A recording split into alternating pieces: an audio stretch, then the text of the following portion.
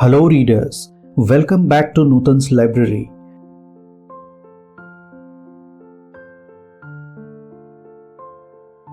Fourth law, make it satisfying. We are more likely to repeat a behavior when the experience is satisfying. The human brain evolved to prioritize immediate rewards over delayed rewards. Before knowing how to make our habits satisfying, let's understand the cardinal rule of behavior change. This rule states that what is immediately rewarded is repeated, what is immediately punished is avoided. Means we are more likely to repeat a behavior when the experience is satisfying. This is entirely logical. Feelings of pleasure, even minor ones like washing your hands with soap that smells nice and lathers well, are signals that tell the brain, this feels good. Do this again next time. Pleasure teaches your brain that a behavior is worth remembering and repeating. Conversely, if an experience is not satisfying, we have little reason to repeat it. But occasionally, our bias toward instant gratification causes problems. Why would someone smoke if they know it increases the risk of lung cancer? Why would someone overeat when they know it increases their risk of obesity? Once you understand how the brain prioritizes rewards, the answers become clear. The consequences of bad habits are delayed, while the rewards are immediate. Smoking might kill you in 10 years, but it reduces stress and eases your nicotine cravings now. Overeating is harmful in the long run, but appetizing in the moment. With our bad habits, the immediate outcome usually feels good, but the ultimate outcome feels bad. With good habits, it is the reverse. The immediate outcome is unenjoyable, but the ultimate outcome feels good. Often the sweeter the first fruit of a habit, the more bitter are its later fruits. As a general rule, the more immediate pleasure you get from an action, the more strongly you should question whether it aligns with your long-term goals. Most people will spend all day chasing quick hits of satisfaction. The road less traveled is the road of delayed gratification. If you are willing to wait for the rewards, you'll face less competition and often get a bigger payoff. As the saying goes, the last mile is always the least crowded. Here's the problem. Most people know that delaying gratification is the wise approach. They want the benefits of good habits, to be healthy, productive, at peace.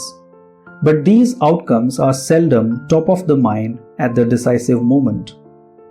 Thankfully, it's possible to train yourself to delay gratification, but you need to work with the grain of human nature, not against it. The best way to do this is to add a little bit of immediate pleasure to the habits that pay off in the long run, and a little bit of immediate pain to ones that don't. Now, let's discuss the techniques to make our habits satisfying. Number 1. Turn instant gratification to your advantage. Use reinforcement. To get a habit to stick, you need to feel immediately successful, even if it's in a small way. The feeling of success is a signal that your habit paid off and that the work was worth the effort. In the beginning, you need a reason to stay on track. This is why immediate rewards are essential. They keep you excited while the delayed rewards accumulate in the background. The best approach is to use reinforcement, which refers to the process of using an immediate reward to increase the rate of a behavior. Habit stacking, which we covered earlier, ties your habit to an immediate cue, which makes it obvious when to start. Reinforcement ties your habit to an immediate reward, which makes it satisfying when you finish. The more a habit becomes part of your life, the less you need outside encouragement to follow through. Incentives can start a habit. Identity sustains a habit. Immediate reinforcement helps maintain motivation in the short term, while you are waiting for the long-term rewards to arrive. In summary, a habit needs to be enjoyable for it to last.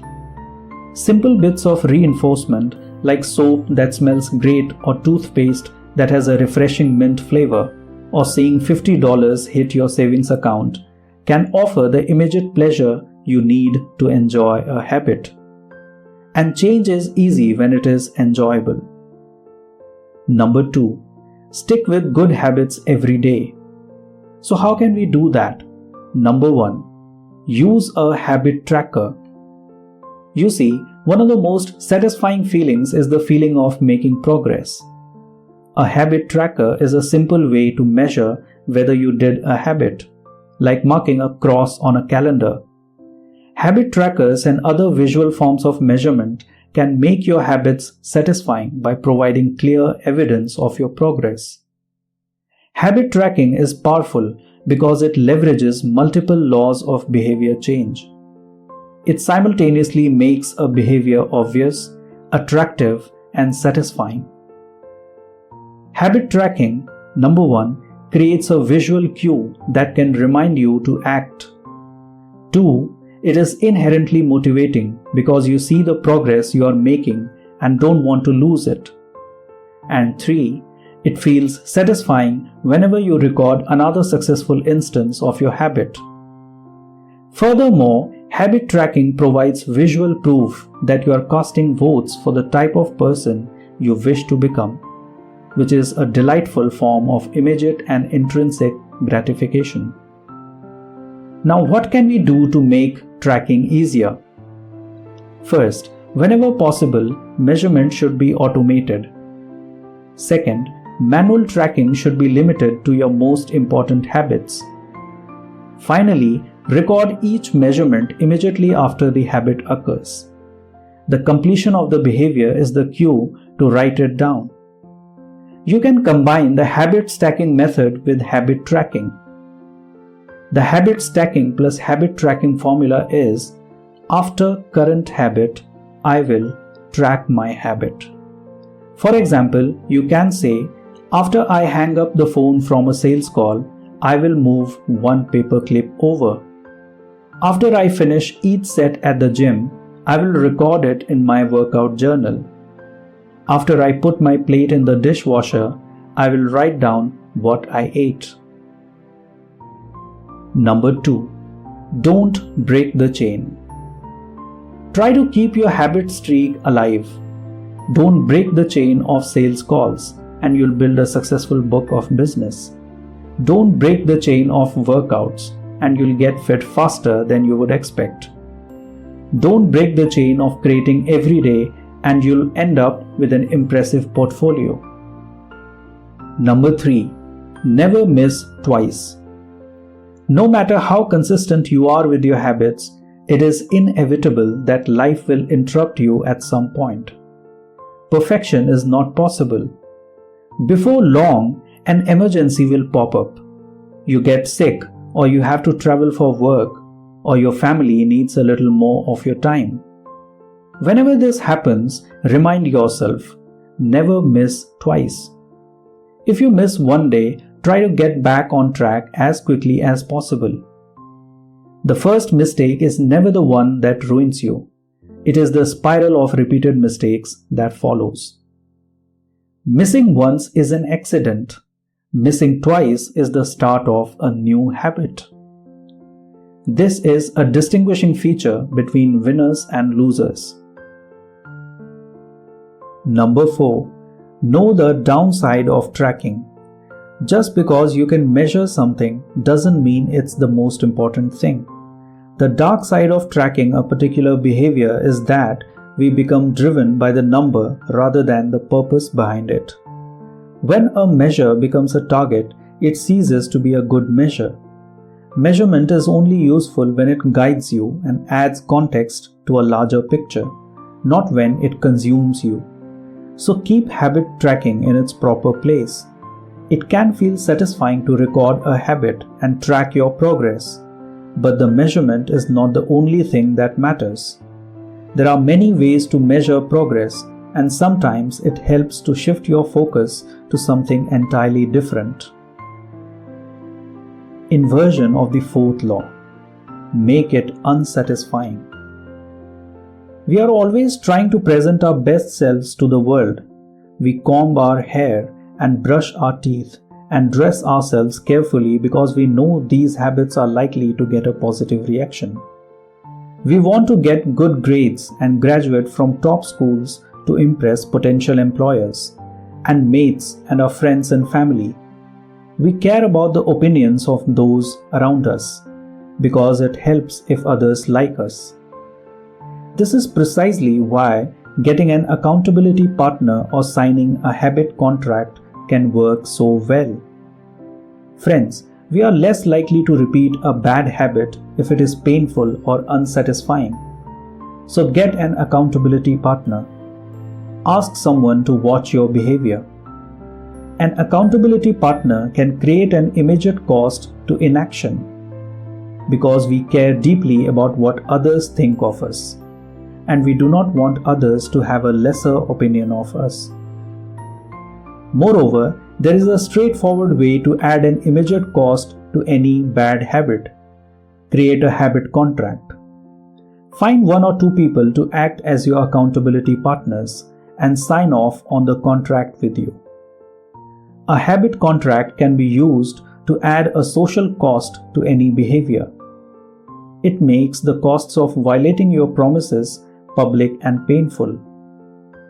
Knowing that someone else is watching you can be a powerful motivator. You are less likely to procrastinate or give up because there is an immediate cost. You can even automate this process. For example, Vipul, an entrepreneur in Delhi, wakes up at 6 each morning. And if he doesn't, he has a tweet automatically scheduled that says, "It's 6:10 and I'm not up because I'm lazy." Now friends, let's know some of the advanced tactics. Number 1. Understand when genes matter and when they don't. Friends, genes do not determine your destiny. They determine your areas of opportunity. The areas where you are genetically predisposed to success are the areas where habits are more likely to be satisfying. The key is to direct your effort toward areas that both excite you and match your natural skills, to align your ambition with your ability. Our genes do not eliminate the need for hard work, they clarify it. They tell us what to work hard on. Once we realize our strengths, we know where to spend our time and energy. We know which types of opportunities to look for and which types of challenges to avoid. The better we understand our nature, the better our strategy can be. You see, biological differences matter, but it's more productive to focus on whether you are fulfilling your own potential than comparing yourself to someone else. The fact that you have a natural limit to any specific ability has nothing to do with whether you are reaching the ceiling of your capabilities. People get so caught up in the fact that they have limits that they rarely exert the effort required to get close to them. You see, genes can't make you successful if you are not doing the work. Until you work as hard as those you admire, don't explain right away their success as luck. Number 2. Know how your personality influences your habits. The obvious question is, how do I figure out where the odds are in my favor? How do I identify the opportunities and habits that are right for me? The first place we'll look for an answer is by understanding your personality. Friends, one of the best ways to ensure your habits remain satisfying over the long run is to pick behaviors that align with your personality and skills. Work hard on the things that come easy. People can get ripped working out like a bodybuilder, but if you prefer rock climbing or cycling or rowing, then shape your exercise habit around your interests. If your friend follows a low-carb diet but you find that low-fat works for you, then do it that way only. You don't have to build the habits everyone tells you to build. Choose the habit that best suits you, not the one that is most popular. There is a version of every habit that can bring you joy and satisfaction. Find it and get on with it. Number 3. Know how to find a game where the odds are in your favor. Friends, if you pick the right habit, progress is easy. Pick the wrong habit and life is a struggle. So the most common approach is trial and error. But there is a problem with this strategy. Life is short. You don't have time to try every career, date every eligible bachelor, or play every musical instrument. Thankfully, there is an effective way to manage it, and it is known as the explore or exploit trade-off. In the beginning of a new activity, there should be a period of exploration. In relationships, it's called dating. In college, it's called the liberal arts. In business, it's called split testing. The goal is to try out many possibilities, research a broad range of ideas, and cast a wide net. After this initial period of exploration, shift your focus to the best solution you've found. But keep experimenting occasionally. The proper balance depends on whether you are winning or losing. If you are currently winning, you keep on exploiting. If you are currently losing, you continue to explore. As you explore different options, there are a series of questions you can ask yourself to continually narrow in on the habits and areas that will be most satisfying to you. Like, what feels like fun to me but work to others? What makes me lose track of time? Where do I get greater returns than the average person? What comes naturally to me? You see, we all have limited time on this planet, and the truly great among us are the ones who not only work hard but also have the good fortune to be exposed to opportunities that favor us. Also, when you can't win by being better, you can win by being different. By combining your skills, you reduce the level of competition, which makes it easier to stand out. You can shortcut the need for a genetic advantage or for years of practice by rewriting the rules. You see, a good player works hard to win the game everyone else is playing. A great player creates a new game that favors their strengths and avoids their weaknesses. Specialization is a powerful way to overcome the accident of bad genetics. The more you master a specific skill, the harder it becomes for others to compete with you. Many bodybuilders are stronger than the average arm wrestler, but even a massive bodybuilder may lose at arm wrestling because the arm wrestling champ has very specific strength. Even if you are not the most naturally gifted, you can often win by being the best in a very narrow category. If you can find a more favorable environment, you can transform the situation from one where the odds are against you to one where they are in your favor. Number 4. Know how to stay motivated in life and work. Use the Goldilocks rule. Friends, the human brain loves a challenge, but only if it is within an optimal zone of difficulty. If you love tennis and try to play a serious match against a 4-year-old, you'll quickly become bored. It's too easy. You'll win every point. In contrast, if you play a professional tennis player like Roger Federer or Serena Williams, you'll quickly lose motivation because the match is too difficult. The Goldilocks rule states that humans experience peak motivation when working on tasks that are right on the edge of their current abilities. Not too hard, not too easy, just right.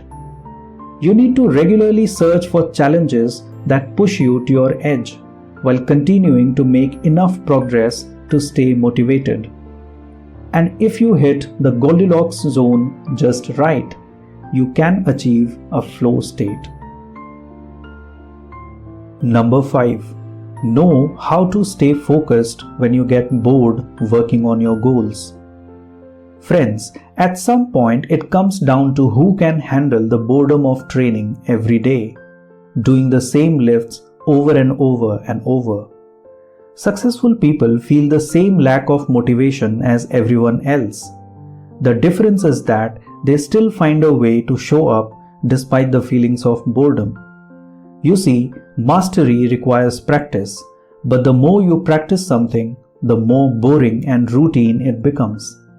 Once the beginner gains have been made and we learn what to expect, our interest starts to fade.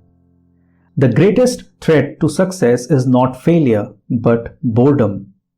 We get bored with habits because they stop delighting us. The outcome becomes expected.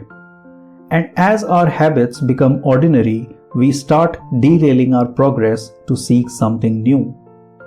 Of course, not all habits have a variable reward component. Friends, we need to understand one thing here. No matter if variable rewards are there or not, no habit will stay interesting forever. At some point, everyone faces the same challenge on the journey of self-improvement. The idea is you have to fall in love with boredom. The only way to become excellent is to be endlessly fascinated by doing the same thing over and over. You have to fall in love with boredom. Number 6. Know the downside of creating good habits. Friends, habits create the foundation for mastery. Habits are the backbone of any pursuit of excellence. But you see, the benefits of habits come at a cost. At first, each repetition develops fluency, speed, and skill. But then, as a habit becomes automatic, you become less sensitive to feedback. You fall into mindless repetition, and then it becomes easier to let mistakes slide. You see, the upside of habits is that we can do things without thinking. The downside of habits is that you get used to doing things a certain way and stop paying attention to little errors. You assume you are getting better because you are gaining experience. In reality, you are merely reinforcing your current habits, not improving them. You see, habits are necessary but not sufficient for mastery. What you need is a combination of automatic habits and deliberate practice. Remember, habits plus deliberate practice equals to mastery.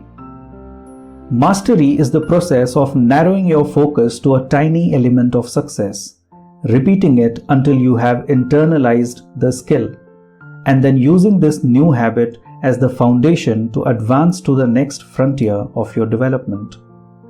No doubt habits are powerful, but remain conscious of your performance over time, so you can continue to refine and improve. Avoid slipping into the trap of complacency. Establish a system for reflection and review. Number 7. Know how to review your habits and make adjustments. Reflection and review enables the long-term improvement of all habits because it makes you aware of your mistakes and helps you consider possible paths for improvement.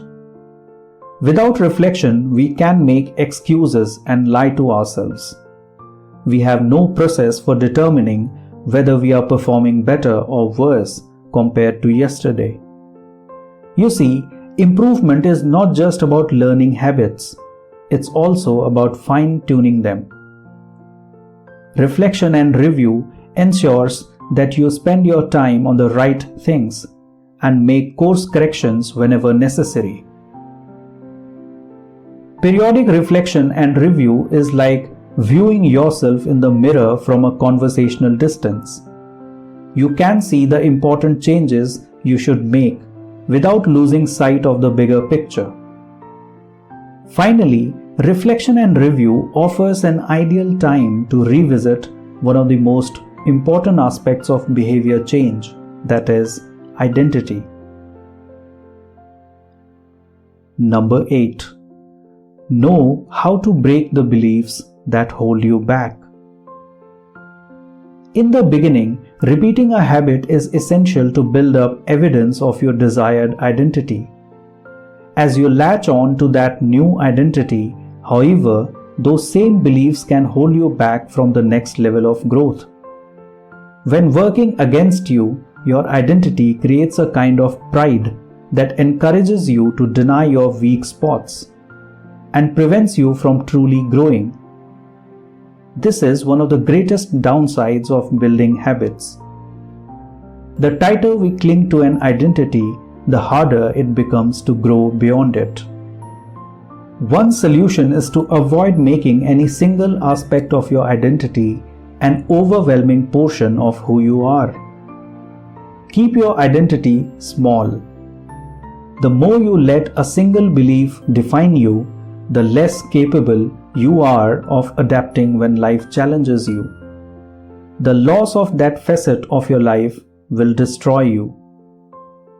For example, if you are a vegan and then develop a health condition that forces you to change your diet, you'll have an identity crisis on your hands. When you cling too tightly to one identity, you become brittle. Lose that one thing and you lose yourself. The key to mitigating these losses of identity is to redefine yourself, such that you get to keep important aspects of your identity even if your particular role changes. For example, I'm an athlete becomes I'm the type of person who is mentally tough and loves a physical challenge. I'm a great soldier transforms into I'm the type of person who is disciplined, reliable, and great on a team. I'm the CEO translates to I'm the type of person who builds and creates things. When chosen effectively, an identity can be flexible rather than brittle. Like water flowing around an obstacle, your identity works with the changing circumstances rather than against them. So friends, now we come to the conclusion part of the summary. So, can one tiny change transform your life? It's unlikely you would say so. But what if you made another, and another, and another? At some point, you will have to admit that your life was transformed by one small change. It's a bunch of atomic habits stacking up, each one a fundamental unit of the overall system. In the beginning, small improvements can often seem meaningless because they get washed away by the weight of the system. Just as one coin won't make you rich, one positive change like meditating for 1 minute or reading one page each day is unlikely to deliver a noticeable difference. Gradually though, as you continue to layer small changes on top of one another, the scales of life start to move. Each improvement is like adding a grain of sand to the positive side of the scale, slowly tilting things in your favor. Eventually, if you stick with it, you hit a tipping point. Suddenly, it feels easier to stick with good habits. The weight of the system is working for you rather than against you. You see, success is not a goal to reach or a finish line to cross. It is a system to improve, an endless process to refine. Sometimes a habit will be hard to remember and you'll need to make it obvious. Other times, you won't feel like starting and you'll need to make it attractive. In many cases, you may find that a habit will be too difficult and you'll need to make it easy. And sometimes, you won't feel like sticking with it and you'll need to make it satisfying. This is a continuous process, you see. There is no finish line. There is no permanent solution. Always look for the next way to get 1% better. Friends, the secret to getting results that last is to never stop making improvements. It's remarkable what you can build if you just don't stop. It's remarkable the business you can build if you don't stop working. It's remarkable the body you can build if you don't stop training. It's remarkable the knowledge you can build if you don't stop learning. Friends, small habits don't add up, they compound. That's the power of atomic habits. Tiny changes, remarkable results.